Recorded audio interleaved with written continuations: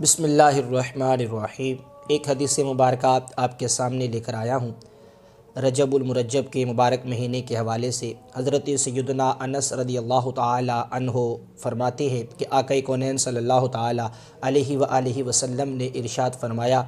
کہ جس بندے نے رجب کا ایک روزہ رکھا تو وہ ایک سال کے روزوں کی طرح ہے، اور جس نے رجب میں 7 روزے رکھے اس کے لیے جہنم کے 7 دروازے بند کر دیے جائیں گے، اور جس نے رجب میں 8 روزے رکھے اس کے لیے جنت کے 8 دروازے کھول دیے جائیں گے، اور جس نے رجب میں 10 روزے رکھے وہ رب کائنات رب ذوالجلال سے جو کچھ مانگے گا خالق کائنات جل وعلا اسے عطا فرما دے گا، اور جس نے رجب میں 15 روزے رکھے میرے محبوب علیہ الصلاۃ والسلام فرماتے ہیں کہ خالق کائنات جل وعلا کی طرف سے ایک منادی، ایک اعلان کرنے والا ندا دے گا، اے بندے تیرے پچھلے سارے گناہ معاف کر دیے گئے ہیں، تیرے سارے گناہ بخش دیے گئے ہیں، اب تو دوبارہ نئے سرے سے نیک اعمال شروع کر،